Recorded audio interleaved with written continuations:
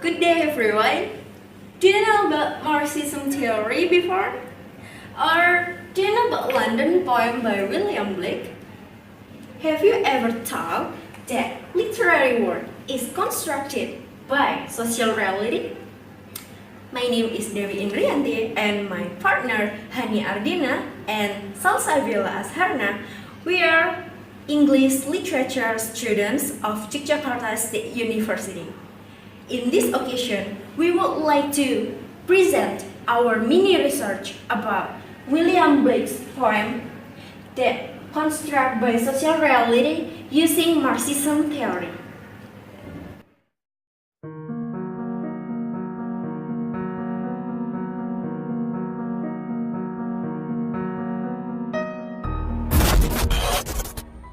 Before we start our further discussion about Marxism theory, we need to understand the map of literary criticism.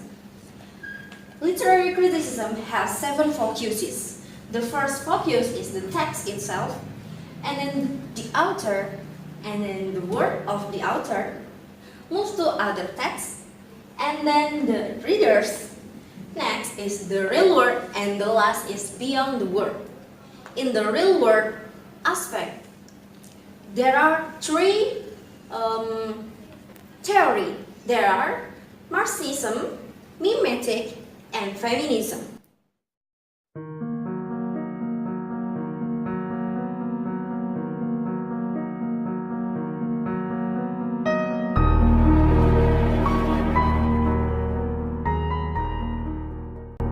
Marxism is understood as a philosophy of history. It is an attempt to formulate scientific theory of human societies. It suggests a program of political action to make change in society by freeing the society from exploitation and tyranny. In fact, the founders of Marxism, Karl Marx and Engels, did not relate their economic and political theories to the problems of aesthetics.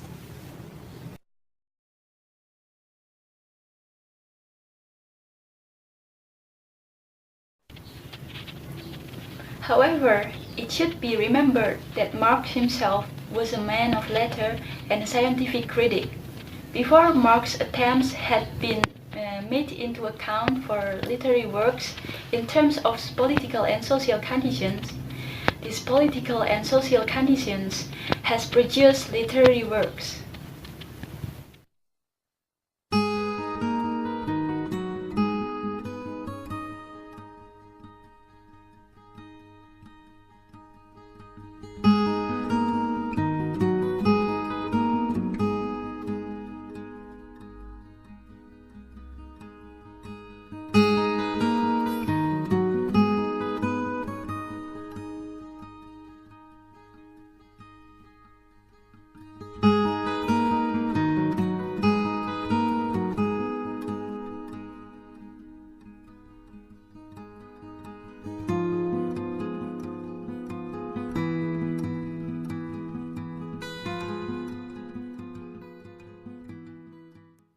Therefore, from this statement, it is clear that literary works have strong bond with social reality in our life.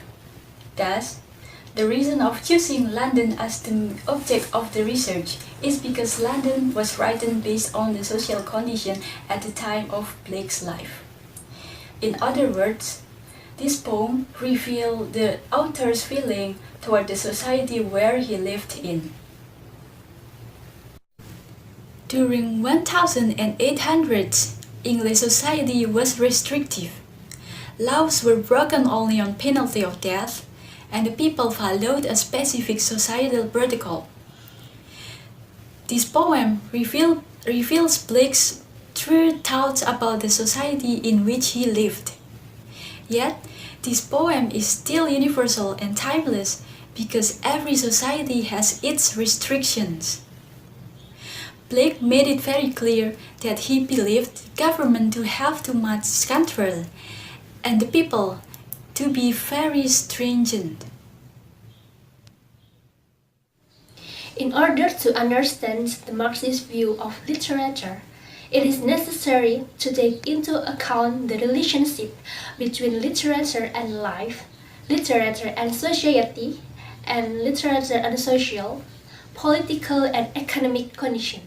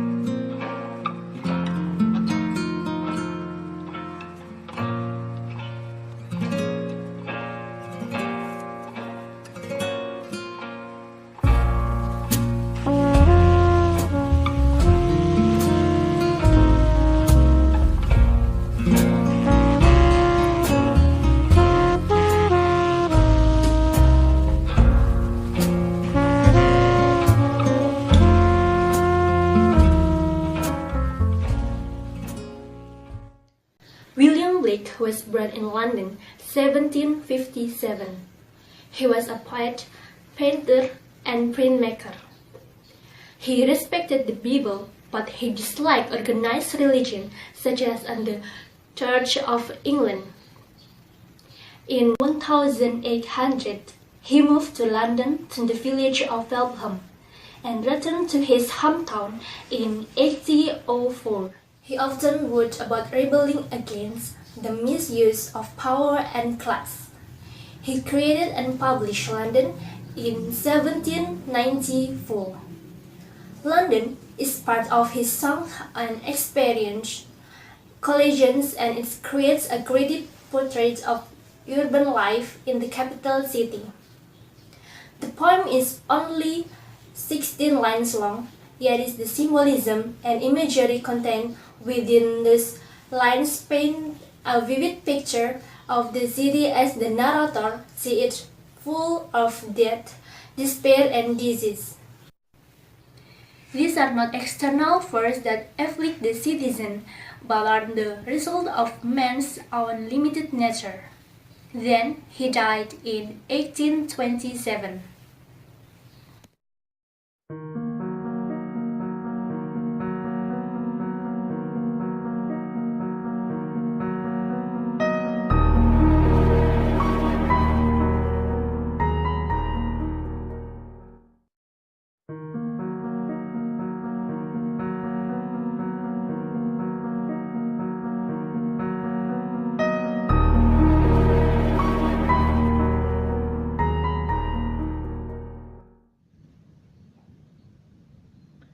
I wandered through each charted street, near where the charted Thames does flow, and marked in every face I meet marks of weakness, marks of woe. Slavery and government over domination. The first social reality being included in London poem is enslavement and loss of freedom. Looking at the first stanza, it revealed that the narrator works down a chartered street next to the chartered Thames. A charter puts citizens under the rule of the governing body, and the imagery there suggests that the street and even the river are under control.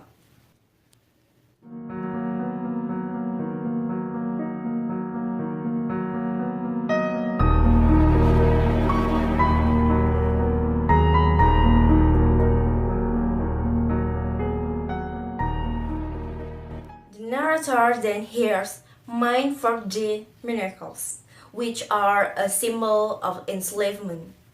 Because they are fork of the mind, they are symbolic of the beliefs and attitudes that blind men, such as loyalty to the past or outdated traditions.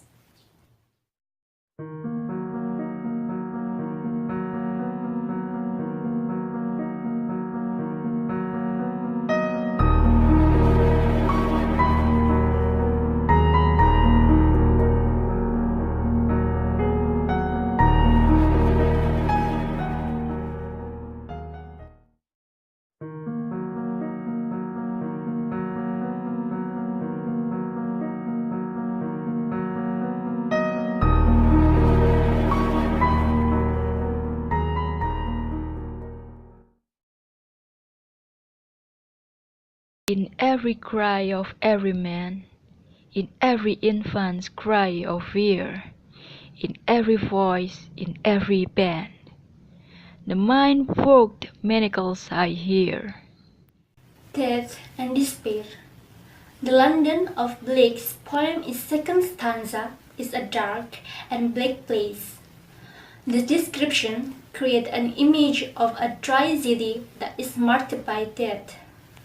In the poem, Blake hears cry at every corner and word curse, plague, and hears conjures image of death. The soldier's sight run is blown down palace walls. The striking image suggests that the government is responsible for the soldier's despair, as it is complicit in the killing that the soldier has had to do.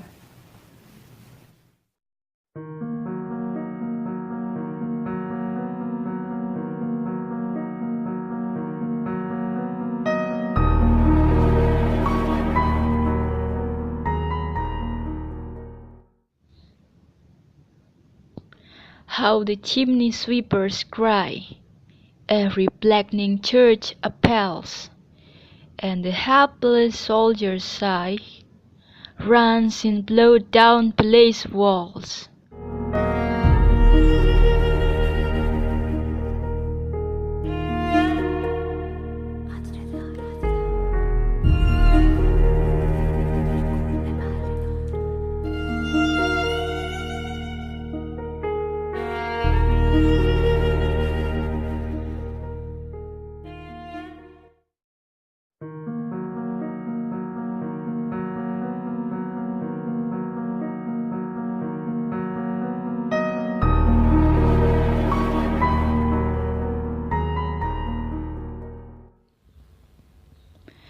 But most through midnight streets I hear how the youthful harlots curse, blasts the newborn infant's tear, and blights with plagues the marriage hearse. Set cycle. Several images are used in the last stanza that suggest a vicious cycle is taking place.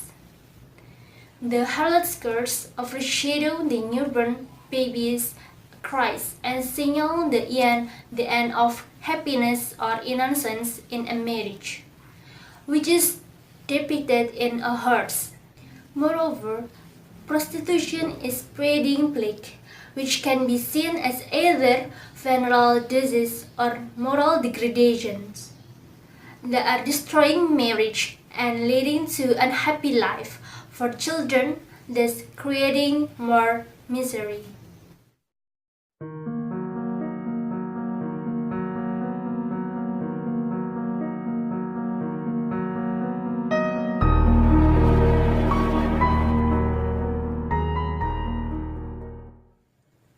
After analyzing the meaning of William Blake's London and seeking its correlation to the reality in the time, it is found that the poem is a portrait of reality. London is primarily a social portrait. It confronts the social classes that were considered unbalanced. London is Blake's response to the tradition of biblical prophecy. It also expresses the political and economic control that Blake considered London to be undergoing at the time of his writing.